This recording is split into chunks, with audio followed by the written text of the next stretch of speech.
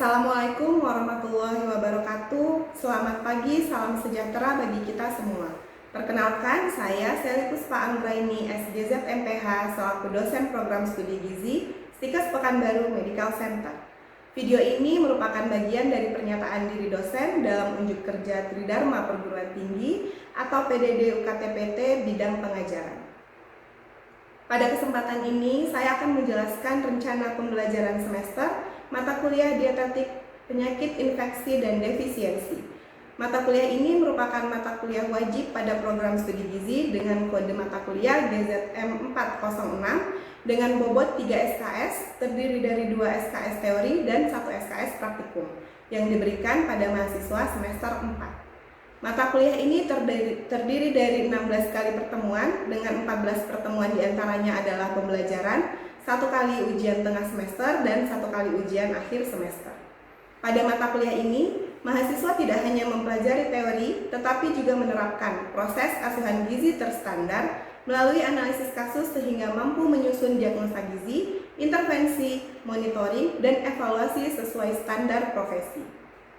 RPS ini disusun mengacu pada capaian pembelajaran lulusan program studi. Aspek sikap yang dikembangkan meliputi menjunjung tinggi nilai kemanusiaan, menginternalisasi etika akademik, serta bertanggung jawab terhadap pekerjaan profesional.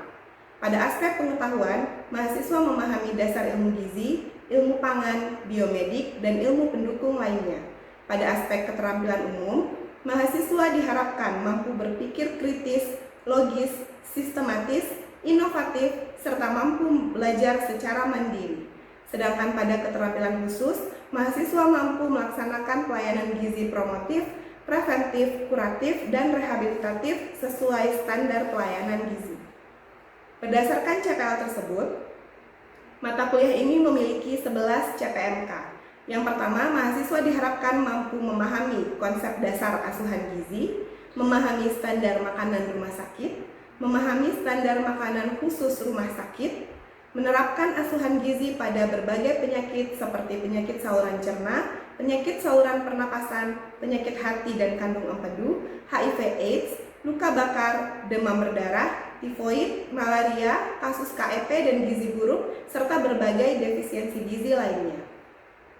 Strategi pembelajaran menggunakan pendekatan student-centered learning. Metode yang digunakan meliputi kuliah interaktif, diskusi, presentasi kelompok, studi kasus, praktikum, presentasi jurnal, dan belajar mandiri. Melalui strategi ini, mahasiswa tidak hanya memperoleh pengetahuan, tetapi juga mengembangkan kemampuan berpikir kritis, komunikasi ilmiah, kolaborasi, dan penyelesaian masalah klinik. Dalam setiap topik penyakit, mahasiswa diberikan kasus nyata untuk diselesaikan menggunakan langkah-langkah proses asuhan gizi terstandar sehingga pembelajaran lebih kontekstual dan aplikatif. Penilaian dilakukan secara berkelanjutan menggunakan asesmen formatif maupun sumatif. Komponennya terdiri dari kehadiran sebesar 5%, tugas 20%, sikap 10%, ujian tengah semester 30%, dan ujian akhir semester 35%. Selain penilaian hasil belajar, digunakan pula rubrik penilaian presentasi, makalah, serta soft skill untuk mengukur kemampuan komunikasi, tanggung jawab, kerjasama, disiplin, dan profesionalisme mahasiswa. Demikian pemaparan mata kuliah dietetik penyakit infeksi dan defisiensi. Selanjutnya, untuk video pembelajaran, mari kita simak bersama-sama. Selamat menyaksikan. Assalamualaikum warahmatullahi wabarakatuh. Waalaikumsalam warahmatullahi wabarakatuh. Baik, sebelum perkuliahan ini kita mulai, mari kita berdoa sesuai agama dan kepercayaan kita masing-masing. Berdoa dimulai. Berdoa selesai. Baik, hari ini untuk pertemuan mata kuliah dietetika penyakit infeksi dan defisiensi, ini adalah pertemuan asuhan gizi pada penyakit infeksi saluran pernapasan. Nah, sebelumnya untuk tujuan pembelajaran hari ini yang akan kita pelajari adalah asuhan gizi pada penyakit infeksi saluran pernapasan bagian atas. Dan kemudian asuhan gizi pada penyakit infeksi saluran pernafasan bagian bawah. Nah, untuk hari ini akan ada penugasan seperti biasa ya. Nanti masing-masing akan dibagi ke dalam 3 kelompok. Kemudian masing-masing kelompok akan membuat asuhan gizi pada penyakit infeksi saluran pernafasan yang mana nanti kasusnya ada di akhir perkuliahan. Baik. Nah,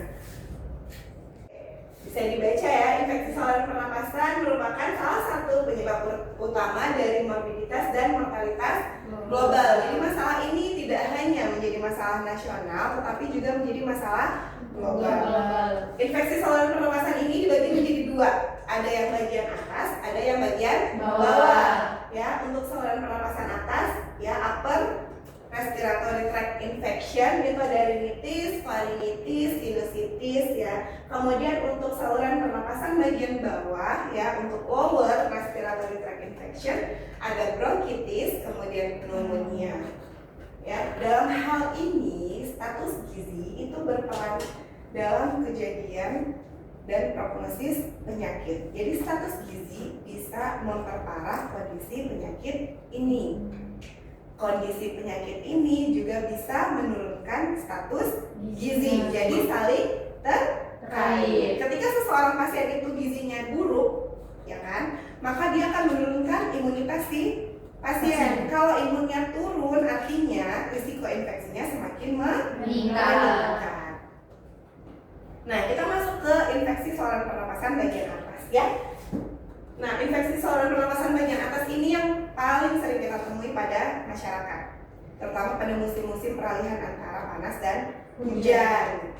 Ya, contohnya adalah batuk, kemudian pilek, gejala lainnya ada demam, kemudian sesak nafas. Ini biasanya bersifat akut, jadi dia tidak lebih dari 14 hari.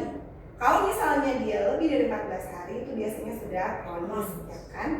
Nah, biasanya ini disebabkan oleh virus, ya, oleh virus influenza, ya. Faktor risikonya antara lain adalah bisa jadi karena pasiennya gizi buruk, ya kan, imunitasnya sedang turun, maka lebih rentan terkena penyakit infeksi. Atau kalau pada bayi dan balita ini biasanya tidak ASI eksklusif, kemudian imunisasinya tidak lengkap. Ya.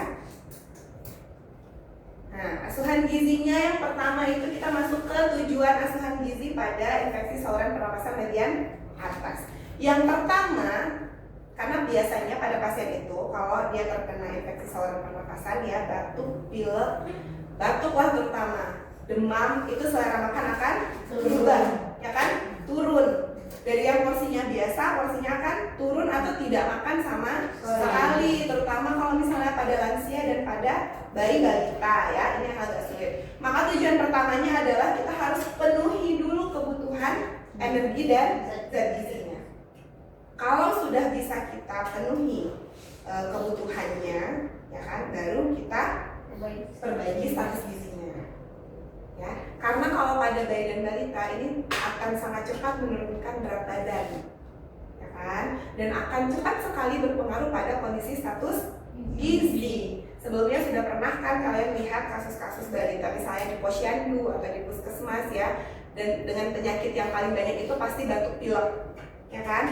Akhirnya apa? Berat badannya stagnan atau berat badannya tidak naik sama sekali dalam 2 bulan berturut-turut, 3 bulan berturut-turut gitu ya. Kemudian setelah kita penuhi asupan zat gizinya, kita perbaiki status gizinya, kita tingkatkan daya tahan tubuhnya. Pada bayi dan balita, pada remaja dan dewasa, kalau asupan makannya berkurang atau dia mengalami gejala penyakit, itu sebaiknya porsi makan tetap sama, tidak boleh dikurangi. Ada kan ibu-ibu yang misalnya, oh lagi nggak selera makan anaknya, dia demam, ya udah porsinya dikurangi dulu.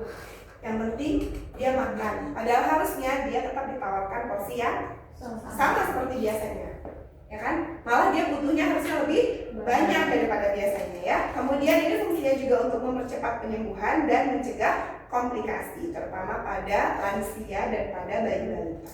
Asesmen gizi yang kita perlukan, yang pertama seperti biasa antropometri. Ya, yang kita ukur adalah berat badan. Oke, terus kemudian kalau pada bayi balita ada BB per U, TB per U, ya kan? BB per TB, terus IMT per U ada di bawah 17 tahun ya. Ya, kemudian apalagi lingkar kepala. Oke, untuk biokimia biasanya kita lihat adalah HB dan albumin.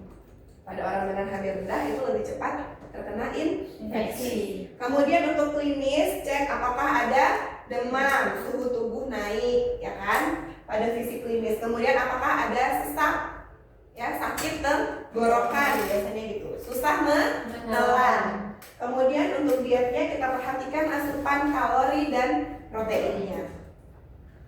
Oke, untuk asupan gizinya umumnya diagnosa gizi yang kita pakai adalah asupan tidak adekuat.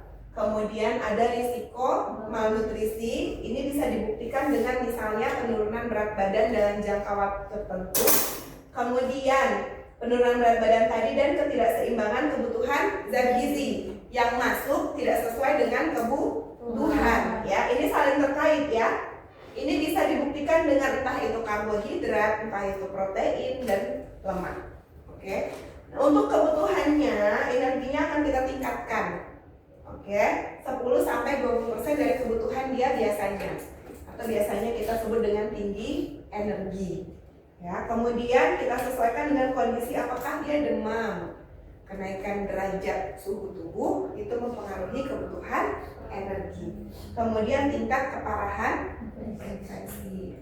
Kemudian untuk karbohidrat tetap menjadi sumber energi utama ya. Kemudian untuk proteinnya kita tingkatkan.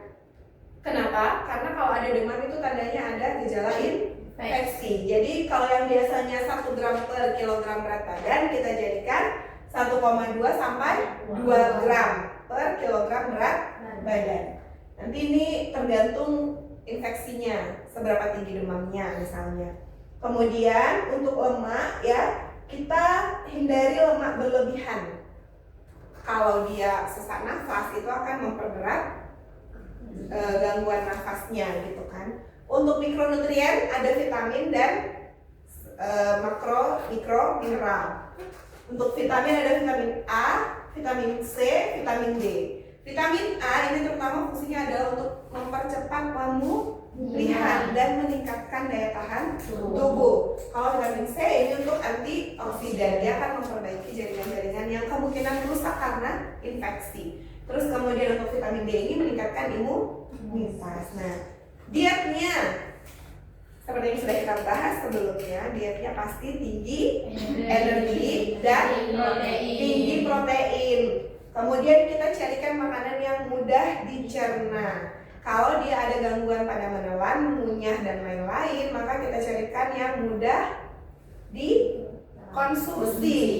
Misalnya makanannya kita bikin jadi lunak atau cair kalau misalnya kondisinya udah parah misalnya gitu ya. Kemudian porsinya itu kecil dan sering karena kita harus memantau biar cukup dulu kalorinya kan? Terus cairannya harus cukup karena ada infeksi. Teksturnya nanti kita sesuaikan. Oke. Monefnya apa yang akan kita lihat? Yang pertama tentu saja berat badan. Ya, terutama tadi pada kelompok yang rawan, misalnya bayi balita dan lansia. Kemudian yang diintervensi adalah asupan.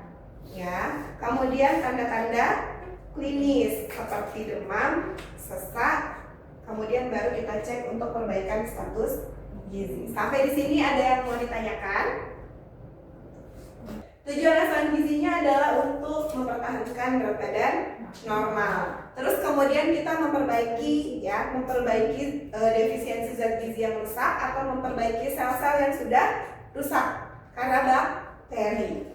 Nah, prinsip asupan gizinya untuk energi, untuk hampir semua penyakit infeksi itu biasanya tinggi energi, tinggi protein. Nanti disesuaikan sama tingkat infeksinya gitu ya. Energinya tinggi 25-35 kilokalori. Terus kemudian untuk protein sampai 2 gram per kilogram berat badan. Untuk vitamin, nah ini agak lebih kompleks daripada cuman batuk dan pilek biasa ya. Kita lihat vitaminnya, ada vitamin C, kemudian vitamin K, kemudian kalau pada TB berat itu dikasih B6, vitamin A, ya, ada zat besi dan kalsium. Tapi ini biasanya menyesuaikan dengan AKG, jadi tergantung usia dan jenis kelamin. Oke, untuk syarat dietnya TTP, lemaknya cukup, pilih lemak yang baik, bukan lemak jahat gitu ya, terutama trans fat. Kemudian bentuk makanannya disesuaikan dengan kemampuan makannya ya. Nah, perhatikan obat-obatan yang dapat berinteraksi dengan zat gizi kayak antibiotik itu juga harus diperhatikan ya. Kemudian monitoring dan evaluasinya, ukur berat badan, perkembangan nilai lab dan gejala klinis, batuknya membaik atau enggak, demamnya berkurang atau enggak, udah sehat atau belum gitu ya kan. Sampai di sini ada yang mau ditanyakan? Ibu, ini yang bertanya Bu. Tadi kan Bu, kalau untuk penyakit yang infeksi ini kan biasanya untuk penegakan dietnya itu kan tinggi kalori, tinggi energi. Jika tinggi kalori, tinggi protein. Itu kalau misalnya penyakit infeksi ini berkesinambungan dengan penyakit-penyakit lainnya, Bu tetap TETP atau gimana Bu? Nah, kalau untuk penyakit infeksi, ya kan itu umumnya kita pakainya tinggi energi, tinggi protein. Tapi kita harus perhatikan penyakit penyerta pada orang dengan komplikasi. Ya, misal kalau misalnya dia udah ada penyakit lain, penyakit tidak menular, misalnya apakah ada hipertensi atau DM misalnya gitu ya kan. Nah, mungkin tetap tinggi energi, tinggi protein, tapi kita sesuaikan dengan diet DM-nya misalnya. Terus apa lagi yang perlu kita perhatikan kalau pada DM? Sumber karbohidratnya. Jadi walaupun dia tetap tinggi energi, tinggi protein, tapi kita perhatikan sumbernya kita ganti. Terus maksimal tinggi energinya untuk DM, dia DM tipe 2 misalnya gitu ya kan. Itu maksimalnya berapa? Gak mungkin kita kasih nasi putih ya kan, berarti kan. Berarti kita sesuaikan sama penyakit penyerta. Kalau dia hipertensi misalnya gitu kan, berarti dietnya tetap ada rendah garam. Ya, tetap ada rendah garam. Terus apakah dia ada sakit jantung? Kalau misalnya dia sakit jantung, tentu pertama bentuk makanannya kita sesuaikan dulu. Kalau ginjal Bu? Kalau ginjal apa yang harus diperhatikan? Proteinnya. Proteinnya. Kenapa? Karena untuk mencegah infeksi lainnya gitu Bu. Karena protein ini kalau ada orang sakit ginjal, itu kan fungsi ginjalnya udah turun tuh. Kemampuan ginjal untuk menyaring protein berkurang. Kalau proteinnya tidak kita perhatikan, maka bisa semakin memperburuk kondisi ginjal. Ya, jadi yang harus diperhatikan adalah proteinnya. Kalau DM, karbohidratnya. Kalau jantung biasanya bentuk makanannya. Kalau hipertensi tetap dengan rendah garam atau rendah natrium biasanya ya. Ada yang mau ditanyakan lagi? Oke, lanjut. Yang terakhir ya, penyakit paru obstruktif kronik atau PPOK. Ini umumnya terjadi pada kelompok usia lansia. Biasanya pada lansia ya. Terus ini biasanya ciri khasnya adalah ada bronkitis kronis dan emfisema. Terus kemudian peradangannya itu sudah mengganggu saluran pernafasan. Banyak terjadi pada orang dengan riwayat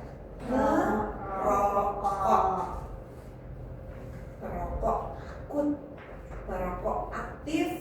Ini terjadi umumnya pada usianya yang sudah di atas 45 tahun.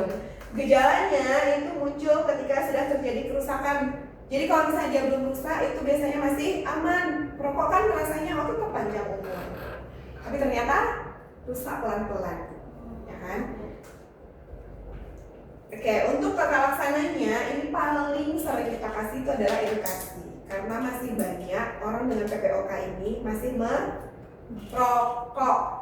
Itu yang paling susah sekali ya, paling susah. Nah, untuk energinya karena dia lansia, ini harus kita perhatikan juga kan. Tentu tidak sama dengan yang dewasa. Biasanya kita ambilnya yang batas bawah atau tengah-tengah antara 30 sampai 35 kilokalori. Terus kemudian untuk proteinnya 1,2 sampai 1,7 tetap tinggi karena dasarnya kan 1 nih. Terus kemudian lemaknya tetap normal, cukup 25 sampai 30% ya. Dan karena sudah ada kerusakan pada bronkitis atau paru-paru, kita pilih vitamin yang mengandung antioksidan seperti vitamin C, vitamin A, vitamin E, satu lagi ya.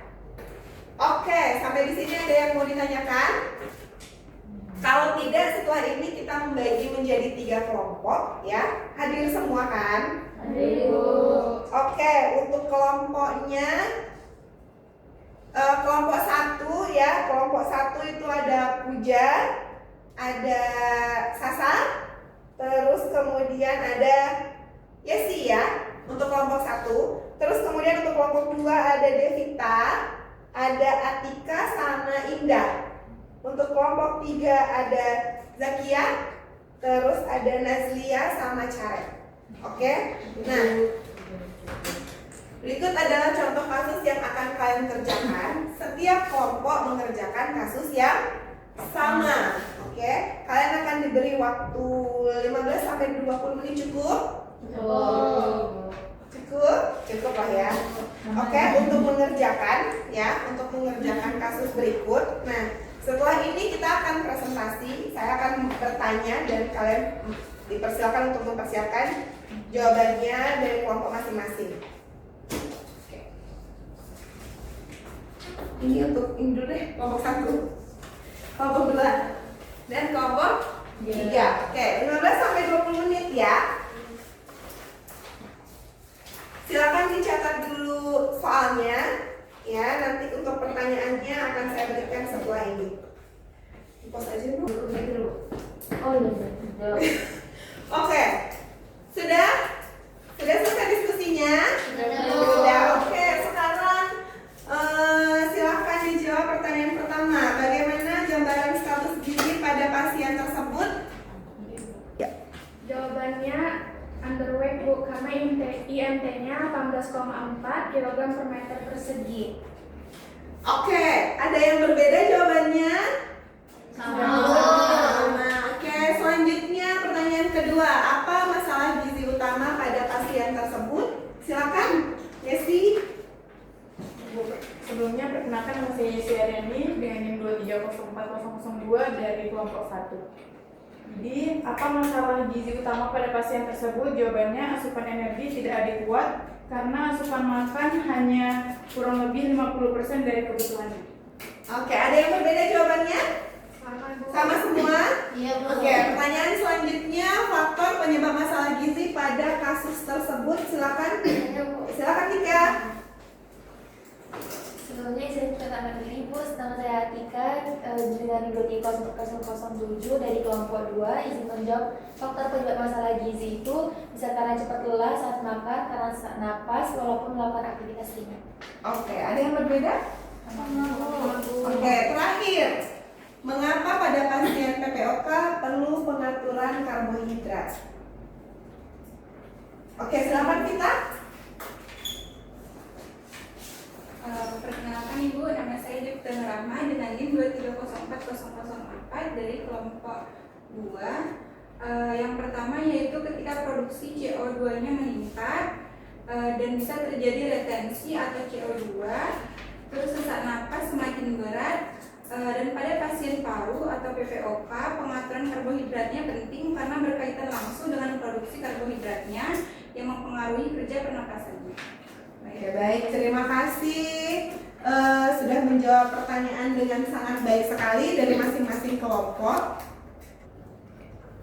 Oke, baik, untuk yang terakhir buat Adime berdasarkan kasus yang tadi itu nanti menjadi tugas yang dibawa pulang dan akan kita presentasikan di pertemuan minggu depan. Baik, ada pertanyaan lagi sebelum saya tutup? Tidak, Bu. Baik, terima kasih atas waktunya ya. Demikian pembelajaran kita hari ini untuk mata kuliah genetika penyakit infeksi dan defisiensi. Selamat siang, selamat beristirahat ya. Terima kasih. Assalamualaikum warahmatullahi wabarakatuh. Waalaikumsalam warahmatullahi wabarakatuh.